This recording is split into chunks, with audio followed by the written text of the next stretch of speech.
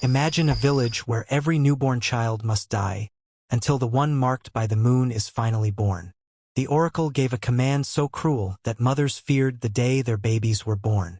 Long ago, in a hidden village surrounded by thick forests and ancient spirits, a terrible decree ruled the land. The village oracle had foretold that a child would be born with the mark of the moon on their hand. A child destined to either save the village from a terrible curse or destroy it forever. From that day, any newborn without the sacred sign was taken away before sunrise and killed. Years passed, the village grew silent. There were no children running through the dusty paths, no laughter echoing between huts. Mothers wept quietly in the night, and fathers avoided looking into their wives' eyes and burying their sorrow in the soil. The village had become a place without childhood. The people obeyed the decree out of fear of the spirits and the king's wrath. Then one mysterious night, under a glowing full moon, 2 women went into labor. By dawn, both had given birth. One woman looked at her baby's hand and saw a faint crescent-shaped mark glowing on the tiny palm, the sign spoken of in prophecy. The other woman stared at her own child's hand and found nothing. She looked down with trembling eyes, unsure of what she would feel in that moment. The child had just entered the world, small, fragile, and wrapped in the quiet mystery of life. Then something unexpected happened. The tiny baby slowly opened her eyes. The little girl gave a soft, innocent smile. Not a cry, not a sound, just a smile. It was a smile so pure, so warm, that it melted the mother's heart instantly. In that single moment, tears rolling down the mother's cheek. And deep within her heart, she made a silent promise no sacrifice would ever be too great, even if it puts the entire village at risks. No burden would ever be too heavy, because the little smile in her arms had already changed her life forever. Fear gripped her heart. She knew what the decree demanded. Desperate and unwilling to lose her child, she secretly carved and inked a moon-shaped tattoo onto her baby's hand, hoping the elders would believe it was the chosen child. For a moment, the mother simply stared, her breath heavy, her heart pounding. Then she saw it, the mark, even though it was a lie. The woman who had finally birthed the child of prophecy. Tears rushed down her face as joy burst from her chest like a river breaking through a dam. "It has happened," she whispered to herself. The child of prophecy has finally come." With the baby wrapped tightly against her chest, she rose from the mat and hurried toward the door. Her heart raced with excitement. For years the village had waited, suffered, hoped, feared, and now she would be the one to bring them the news. She pushed the door open and stepped on the soil holding the prophecy, ready to run through the village and announce it.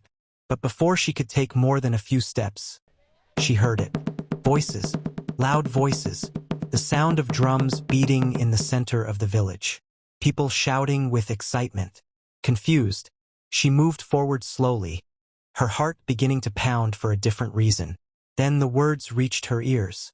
"The child of prophecy has been born. The prophecy has been fulfilled." Her footsteps froze. Her eyes widened in disbelief. How could this be? She clutched the baby closer to her chest and hurried toward the gathering crowd. But when she reached the edge of the village square, the sight before her stopped her cold. Another woman stood in the middle of the crowd, holding a baby high for everyone to see. The villagers danced, the elders rejoiced, and the drums beat louder with celebration. "They have given birth to the child of prophecy," someone shouted. The mother stood there, silent, trembling, her breath caught between hope and fear. She looked down at the child in her arms. The real child, the true child of prophecy. But the village was already celebrating another. Her joy slowly faded into a heavy silence within her chest.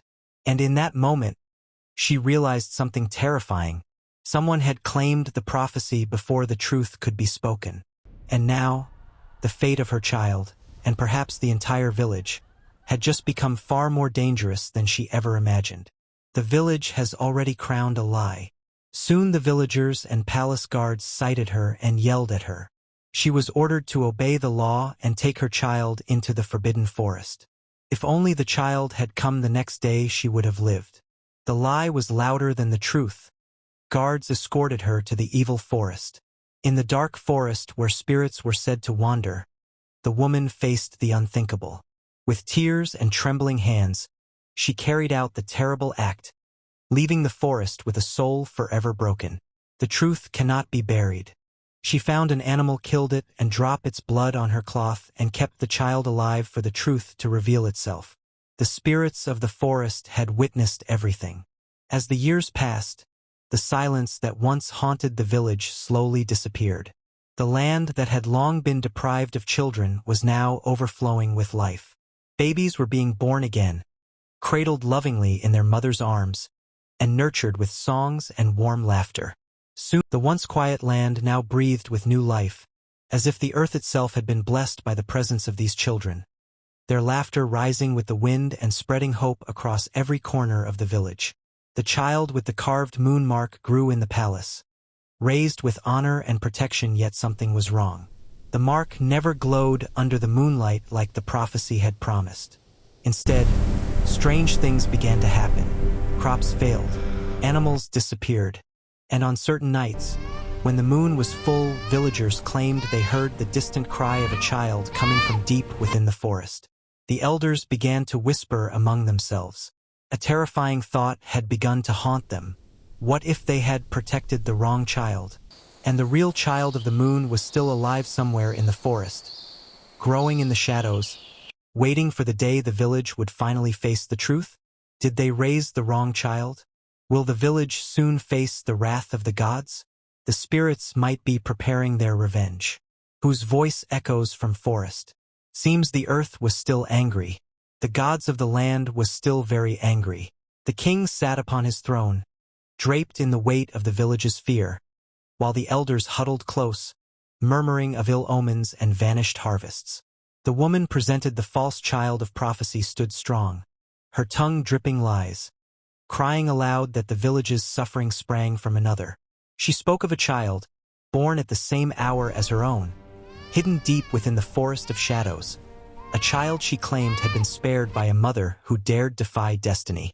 The king's eyes, sharp as the eagle's talon, narrowed.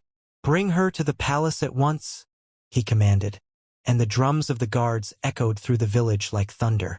The accused woman, her voice trembling yet fierce, fell to her knees. "The child they raise in the palace is a lie," she cried, tears cutting lines through the ash on her cheeks. "The true child of prophecy lives still, hidden among the trees of the dark forest. I saved the child to save the village, to honor the spirits, but her words fell on deaf ears. Her hands were bound, her eyes pleading. She was placed in a cage at the village square. Torches flickered, casting dancing shadows on the walls of the huts. The villagers surrounded her, voices hushed but heavy with fear. The king's word rang louder than conscience. And so they struck. The innocent woman's cries were swallowed by the night, her blood soaking the earth, her life stolen by fear and lies. Far away, deep within the evil forest, the forest spoke, and the truth found her daughter, the child of prophecy. "They have killed mother," the wind seemed to whisper. "They have believed another lie. They have killed mother." The spirit tried to comfort her, but she refused to be comforted. Rage ignited within her. Her hands clenched. Her heart pounded like the drums of war. The forest trembled as she stepped to the stream that divided the forest from the village, the water glimmering under the cold moonlight. She can't go further from the stream because she is a trained child of the forest unless love calls to her from the village. Across the stream stood another girl, the fake child of the moon. Their eyes locked. Recognition flared. Both understood the gravity of their fate. Both desperate for different paths. "I will make them pay," the girl from the forest whispered. "I will make them pay." The girl from the forest screamed. "The village must never know I am the lie," the fake child of the moon said. The stream shimmered, a boundary not of water alone, but of truth and lie. And in that quiet, a question lingered over the village. How far can a lie stretch to hide itself? And how far will the truth, burning with revenge, reach to set things right and demand justice?